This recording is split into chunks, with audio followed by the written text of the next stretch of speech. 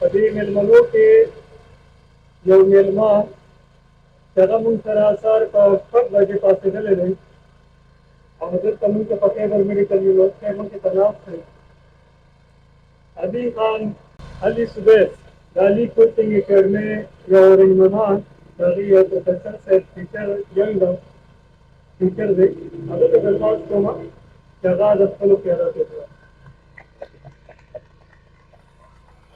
अस्सलाम वालेकुम। बाकी बातें उन्होंने बताई, लेकिन मैं आपको जो फैक्ट्स एंड फिगर्स और जो रियल बातें हैं, जो चीज़ें हैं, वो बताऊंगा और 2-3 मिनट में अपनी बात मुकम्मल करूंगा। सबसे पहले तो मैं डॉक्टर शेख, डॉक्टर हामिद खान, शेर खान, मुदस्सिर और जितने भी लोग इधर बैठे हैं, मैं उन सबका शुक्रिया अदा करना चाहूँगा कि जो अपने हक के लिए या अपने भाइयों के हक के लिए इधर बैठे हैं और खड़े हैं। इसके अलावा मैं पख्तून स्टूडेंट फेडरेशन जो यहाँ पर हैं, ज़ेब खान साहब आई गेस, उनका भी शुक्रिया अदा करना चाहूँगा।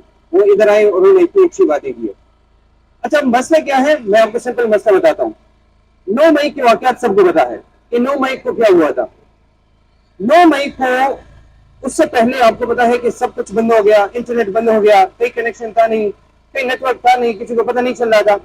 उससे पहले एक नोटिफिकेशन आई थी और उस नोटिफिकेशन में कहा था कि जितने भी एग्जाम्स हैं वो सारे पोस्टपोन हो गए। मतलब है कि एग्जाम्स जब तक डेट अनाउंस नहीं करेंगे तो उस वक्त तक एग्जाम्स नहीं होंगे।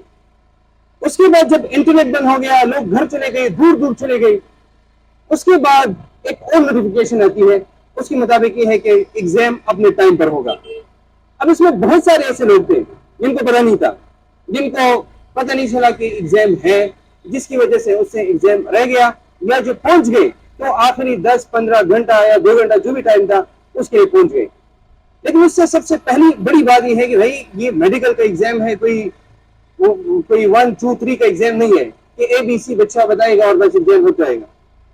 ये एक मुश्किल एग्जाम है, इसके लिए जितना टाइम था वो नहीं मिला। बच्चे मेंटली तैयार नहीं थे, तो जब तैयार नहीं थे तो डेफिनेटली जब वो आए तो उनका एग्जाम खराब होना था।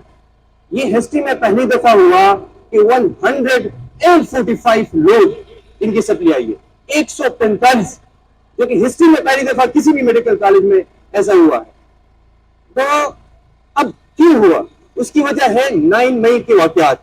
9 मई के वाकयात भाई हर जगह कंपेंसेशन दी गई है, हर इंस्टीट्यूट में कंपेंसेशन दी है, हर इदारे में कंपेंसेशन दी है, लेकिन यहाँ पर जो KMU है, इनके जो VC साहब है, वो अपने स्टूडेंट्स को कंपेंसेशन नहीं दे रहा, बल्कि उल्टा ये कह रहा है कि अगर हम वही कंसिडर करेंगे जो है। अब इन बच्चों के बहुत ही छोटे से और सादा से मुतालबात है, बहुत ही सादा है।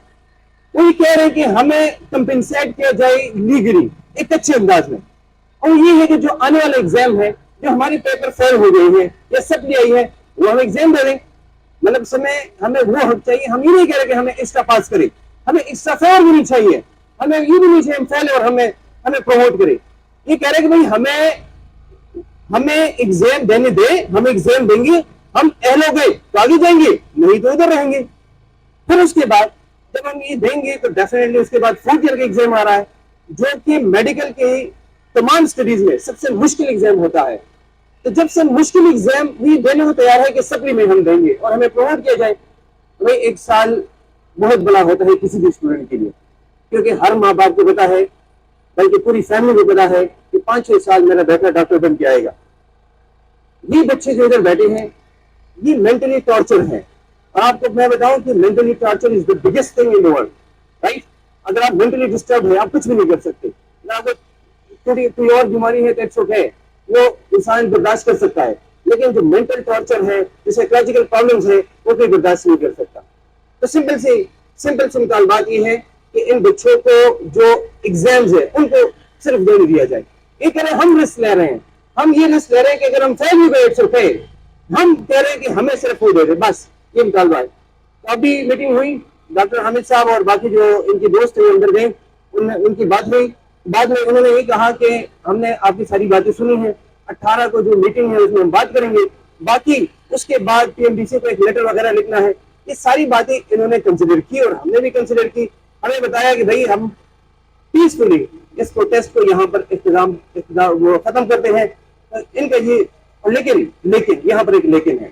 18 को अगर مطالبات پوری نہیں ہوئی پھر کیا ہوگا؟ اگر 18 کو مطالبات پوری نہیں ہوئی تو یاد رکھنا 18 کو ہم نکلیں گے، پی ایس ایف والے ہیں یہ ہمارے ساتھ نکلیں گے، اس کے بعد یہ جو جوان آپ کو نظر آ رہے ہیں یہ مدثر صاحب ہیں، ہیومن رائٹس والے ہیں، جتنی بھی ہمارے بس میں ہیں جن کو ہم بلا سکتے ہیں ہم کو بلائیں گے اور ہم دوبارہ بھرپور احتجاج کریں گے اور ان کو دکھائیں گے جیسے پی ایم ڈی سی میں ٹیسٹ میں جو غلطیاں ہوئی تھی ان کو چھپانے کے لیے کام کیے تھے، ان کو پہلی دفعہ آنکھوں میں آنکھوں ڈالنے والے لوگ ملے ہیں، جو اسٹوڈنٹس ہیں، جو ٹیچرز ہیں، جو باقی ہیومن رائٹس کے لوگ ہیں۔ اس دفعہ جیسے افیکٹو انداز میں کورٹ میں لوگ گئے، احتجاج کم لیکن افیکٹو کام زیادہ ہو گیا، یاد رکھنا اس دفعہ بھی ہم احتجاج کم افیکٹو کام زیادہ کریں گے، وہی ہم کریں گے، وہ ساری چیزیں ایکسپوز کریں گے جس میں کے ایم یو جو کے ایم یو کے وی سی صاحب تھے انوالوز تھے، کیونکہ انہوں نے یہ کنٹریکٹ دیا تھا ایٹا کو۔ اگر یہ کام غلط ہو گیا اس کا مطلب ہے کہ اس میں انوالوز تھے، آپ کی سرپرستی میں جب ایک کام ہو جاتا ہے نا اس کا مطلب ہے آپ ہی اس کے گنہگار ہیں، آپ نے سب کچھ کیا ہے۔ تو بھائی بہت ساری باتیں ہیں، پھر ہم ان کو ایکسپوز کریں گے، ہم آئیں گے اور جہاں پر ہم نے جانا ہوا ہم جائیں گے۔ میں آپ سے اجازت لوں گا، thank you very much to all of you. Ali صبح بہت شکریہ، اس نے بڑی اچھی باتیں کی۔ کراچی ہے اللہ تعالیٰ خیرات رکھتا ہے۔